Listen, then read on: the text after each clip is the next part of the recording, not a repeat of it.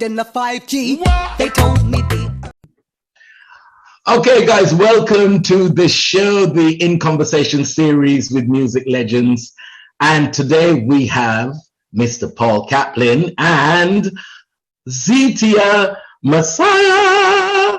Now, a lot of responsibility seems to go with that name, Massiah. How are you both?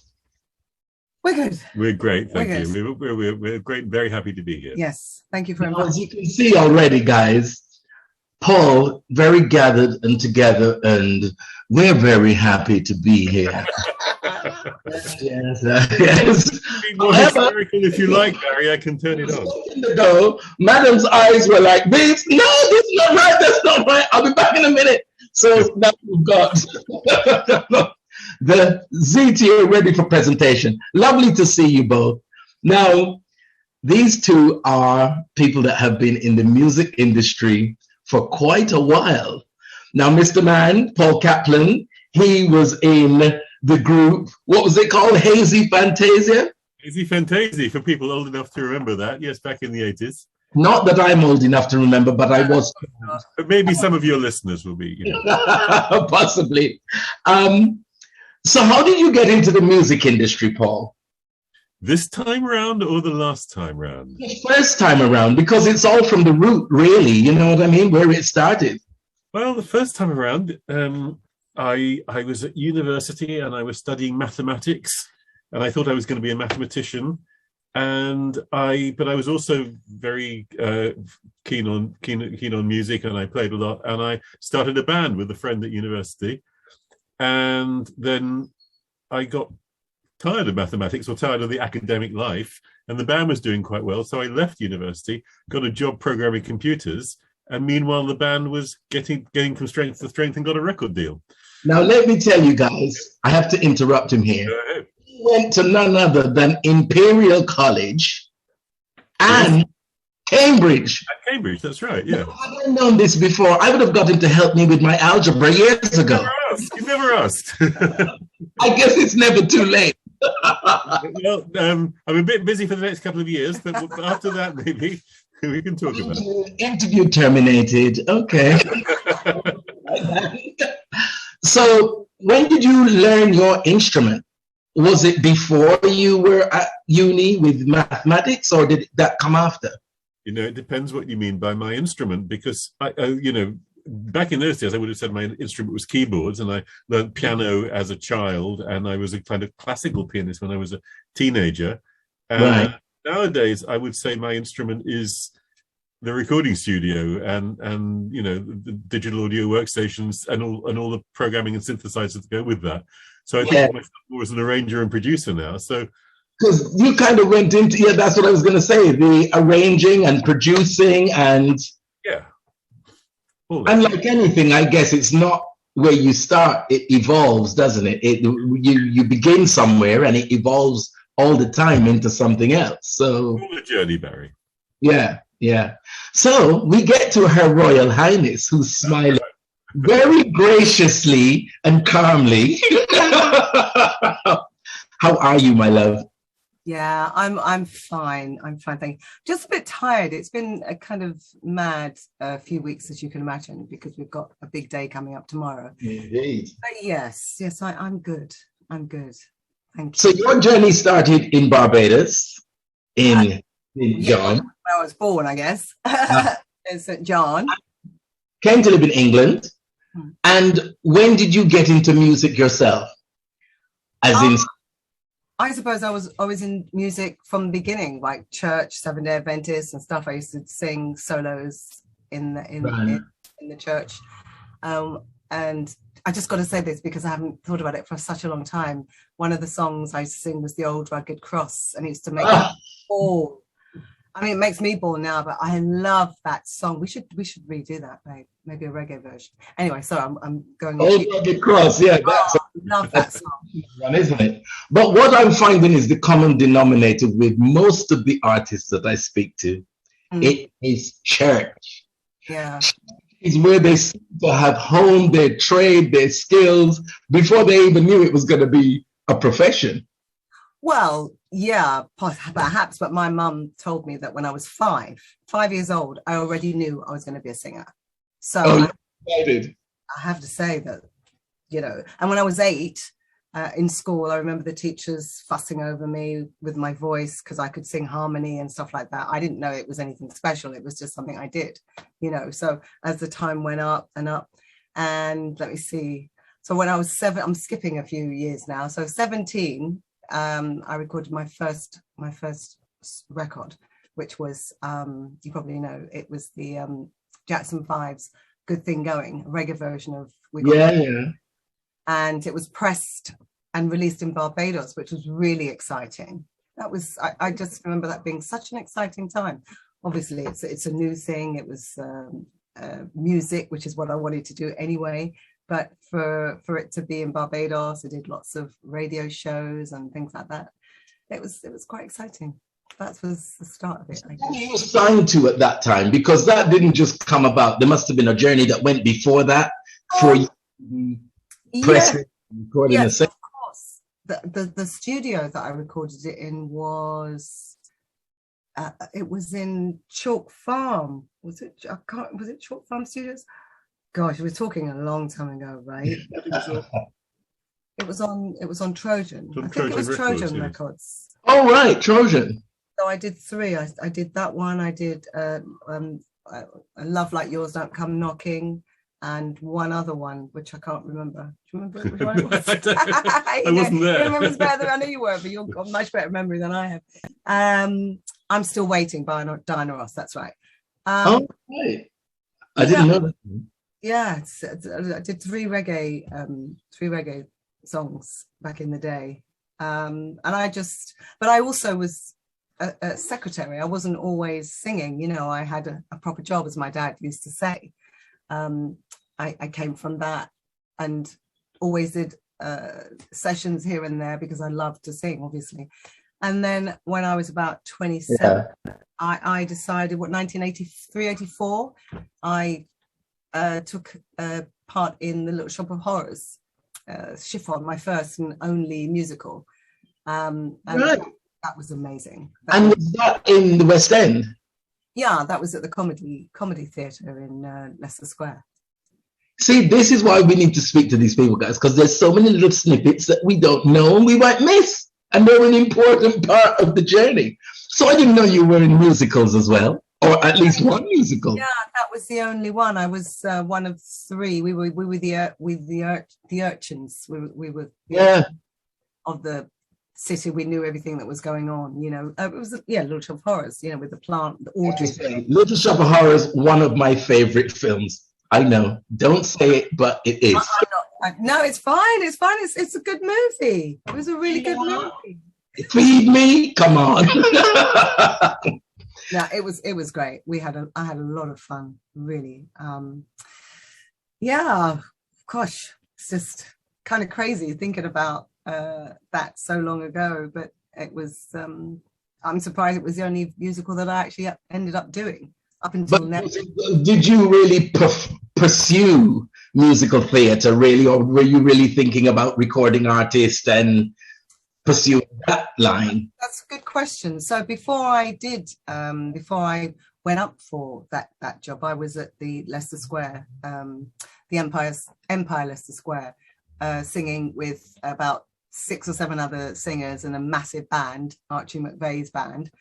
And they had a revolving stage that went round. So yeah, if you remember the Empire, it's huge. So it's about 2,000 people used to frequent that at the weekend for dancing. And I just remember this stage going around, and I used to get really quite dizzy. It was funny.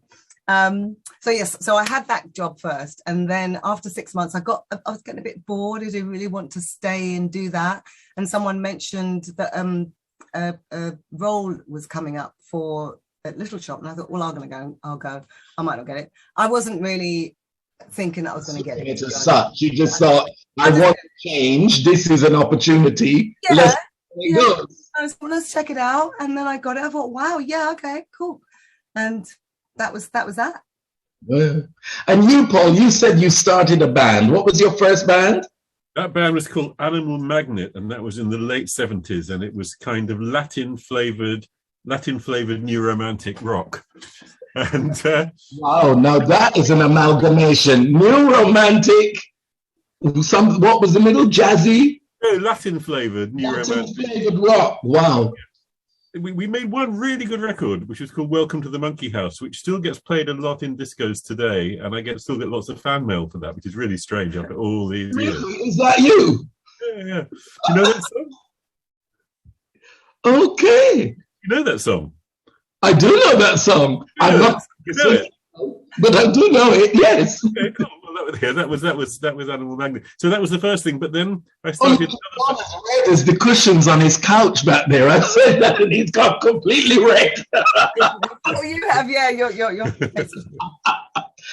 be embarrassed. Just hot. The journey.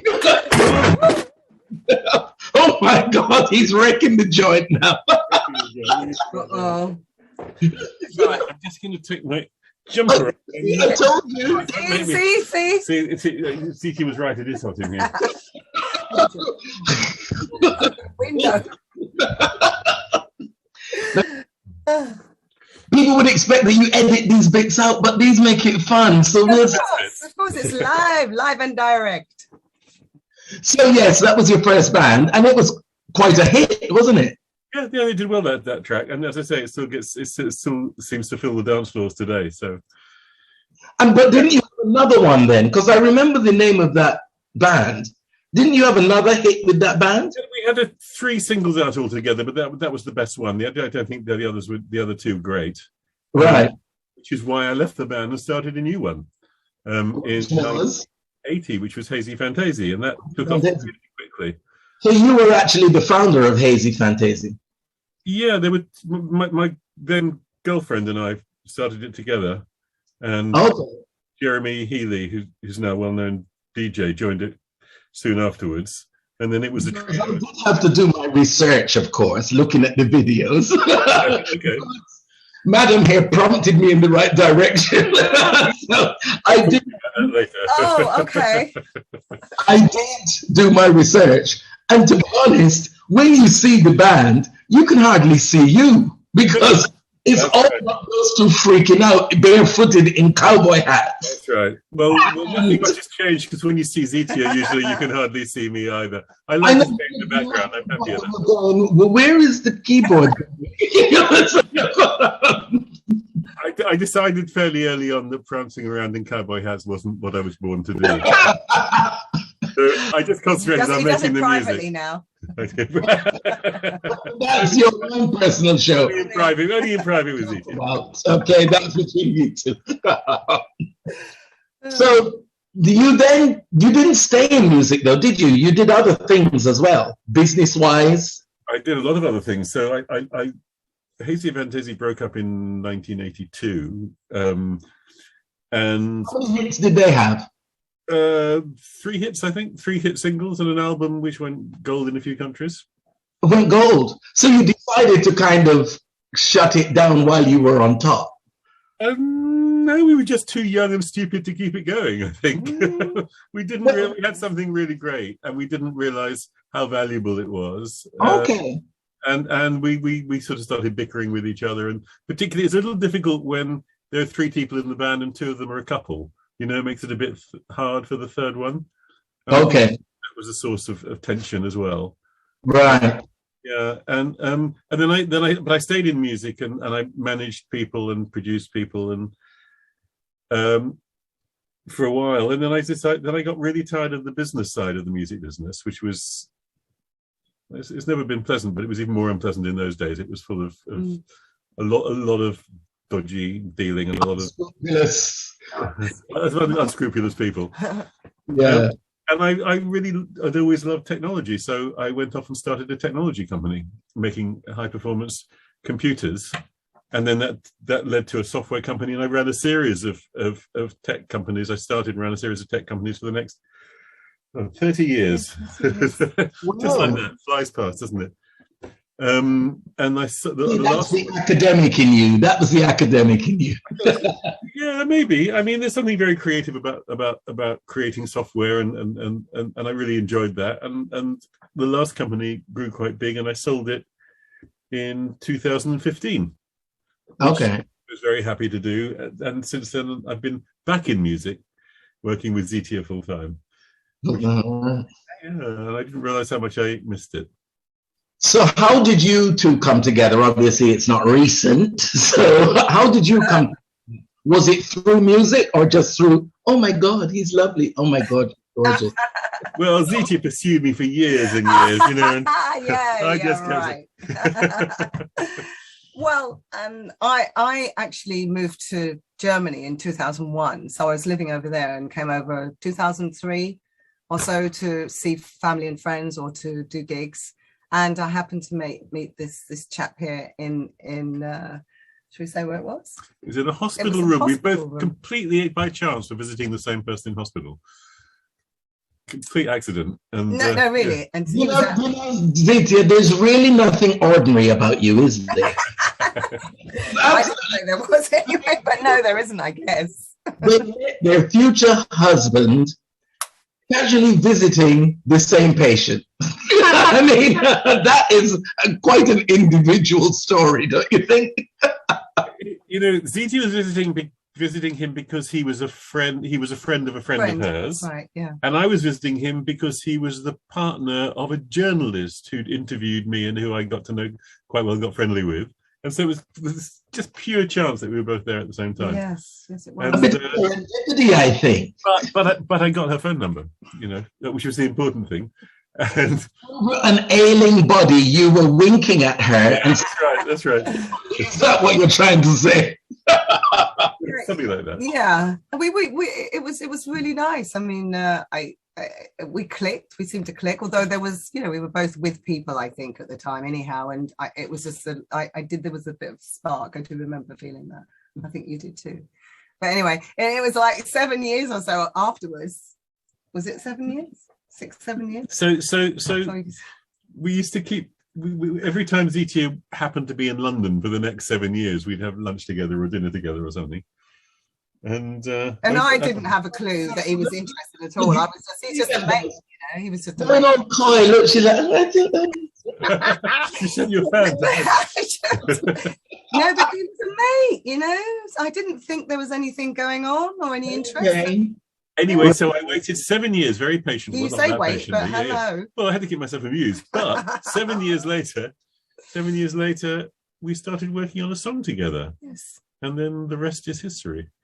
So we've been together now for nearly 11 years. No, right. 11 years. We've been 12. together 11 and a half years, yeah.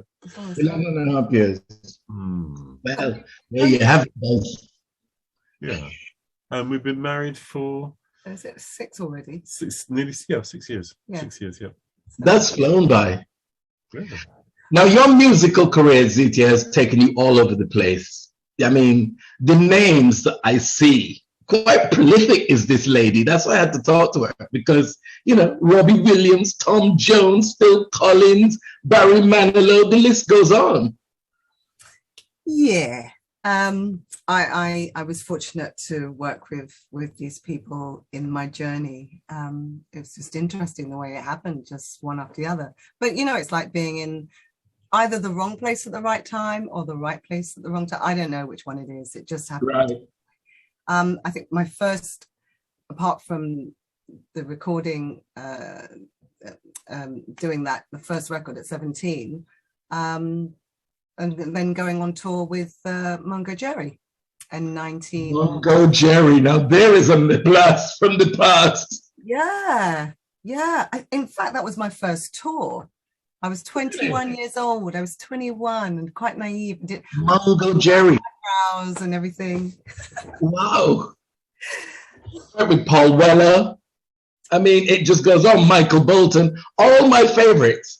Oh, really? The thing is, Barrie, Zeeteah has an amazing voice, and all her life, I think people have been noticing that and asking her to sing. So it seems. I'll have to say, I was a tad surprised to see that you'd done a Eurovision. Yeah. Yeah, well, the song, I love the song. The song was really fabulous. And I was working with Pam Shane at the time. Right. And in fact, we both were working together with Yazawa. And she actually decided was it her who couldn't do it? And she asked me to sing the song. And I said, yeah, I'd love to. And yeah, that was an interesting time. Because Eurovision is, whether we like it or not, an institution. Whether we think it's great music or not, irrelevant, but it is an institution. So it's quite something to be able to attach your name to that and say, well, yeah, I did perform there. Or what year was it? Can you remember? 95 and 96. Right. I mean, I did Opportunity Knocks first, then I did Eurovision. I did Opportunity Knocks like a million years ago, sorry, with Punk House. Not. Yeah, haven't you seen the video? No, I have not. Oh my goodness. Okay, maybe I should put it up then, and just for you. I mean, so many stars came from there. Like, was it well, quite a few stars have come from Opportunity Knock over the years. A lot of comedians as well as was it Mary Hopkins? Did she come from there, or was she? Mary Hopkins, Lord have mercy, give me strength. Mary Hopkins, wow. Lovely. Yeah, but it's just the name that you. Was it Paul McCartney? No, not Mary Hopkins. No. Yeah. Are you sure? Yeah, he wrote her songs, and Really? he was because she was his protege, and that's why she got attention. But didn't she do one of those? Don't mind me, guys. Don't talk amongst yourselves. Hang on, Barrie. We'll be back.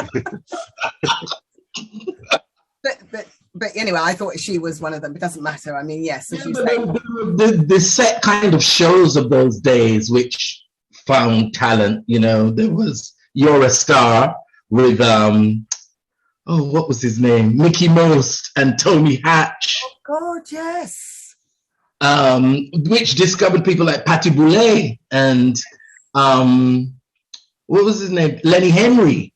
They, you know, so there were those shows that discovered quite big names. So things got talent are not new. Talent. Yeah, but where's the big names from those? Are there? Okay. Yeah, but you know, things like Britain's Got Talent are not new. It's not a new concept. It was around for 100 years. Yeah, so, you know, it brings us to the new project. So tell us about this. Oh, New single. This is what gets her all hot and sweaty and flustered. You'll see the eyes open in a minute. They'll get wild. Release date is tomorrow. It is. So this one's for me, is it? Yeah, go on then. Okay, all right. So Zeeteah came back to England in 2012, and I helped to put a band together when she got over here because she wanted to start playing live over here, and she really wanted to sing jazz because she'd never had a proper jazz project before. And she's a great jazz singer, and so we put this band together. And so we put this band together, and that's what she did for several years after that. And the thing was, I wrote a whole album of jazz songs for her, which we recorded about 8 years ago. And the band was fantastic, great musicians, amazing players. But both Zeeteah and I kind of wanted more of a groove in what we were doing. We both missed that groove, you know. The music was great, but it wasn't the best music to dance to. And we both felt that reggae was the right way to go in terms of the groove we were looking for. And we started doing reggae numbers with that band. Yeah. But they were fantastic musicians, but it always sounded like a jazz band playing reggae. You know, it sounded like reggae, it always sounded like a jazz band thing.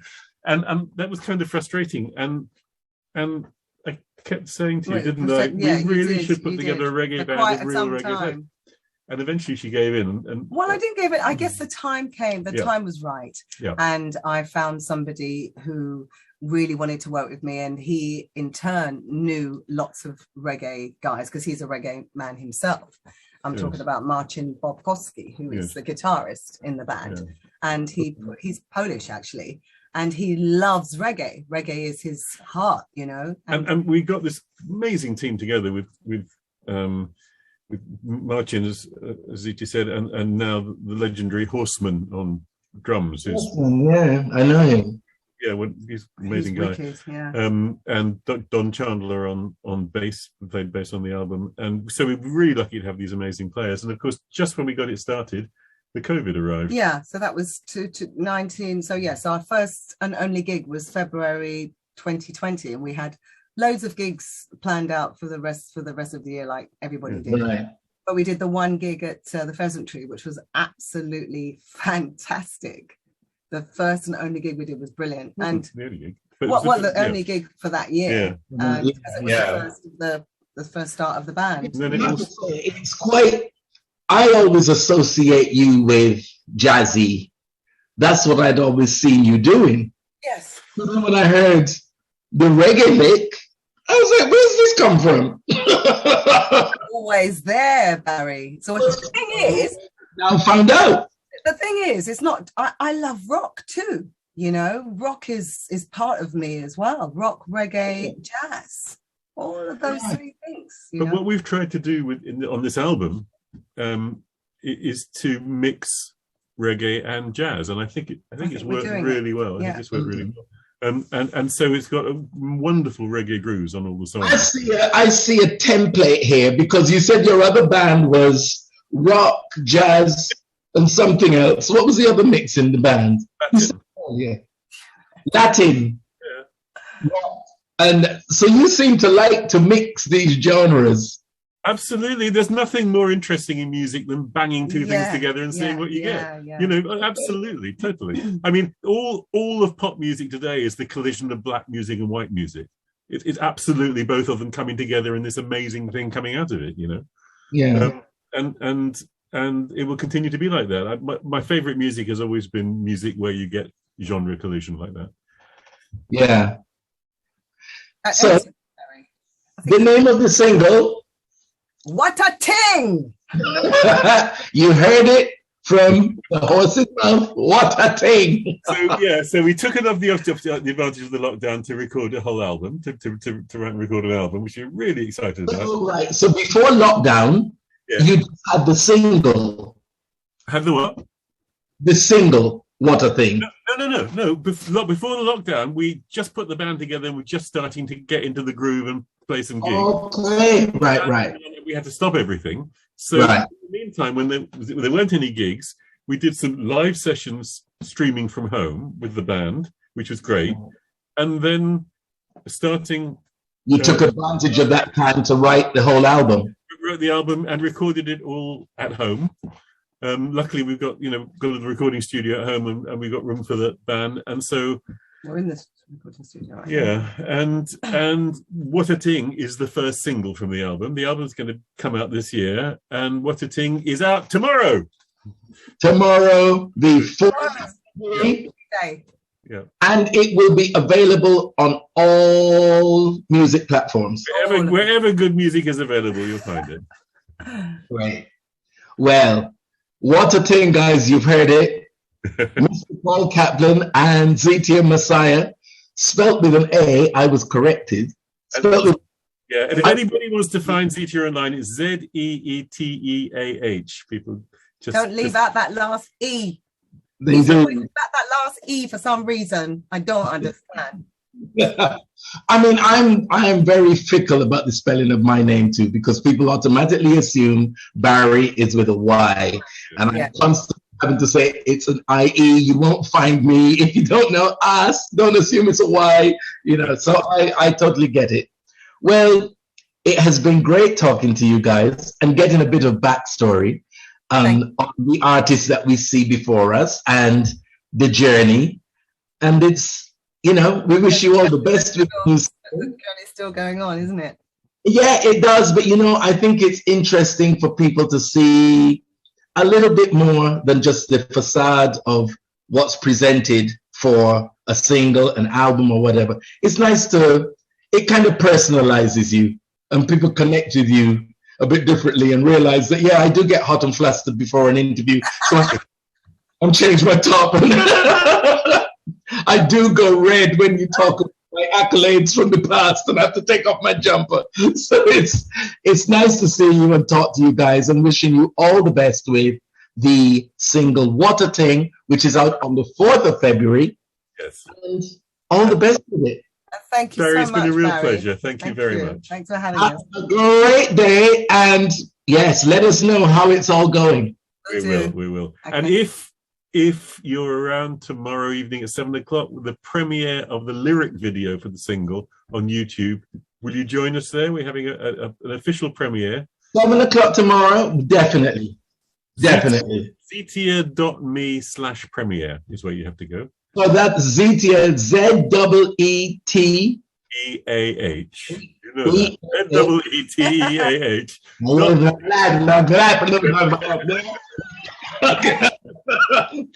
ZEETEAH. Yes, so the live stream on YouTube tomorrow, Yes.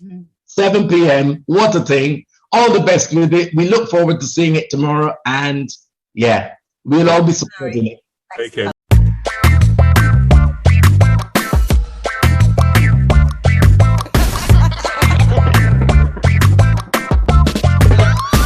I got it from my aunt CC. She caught it on GB News. You gotta be quick to catch those doomsday blues. They told me there's COVID in the 5G.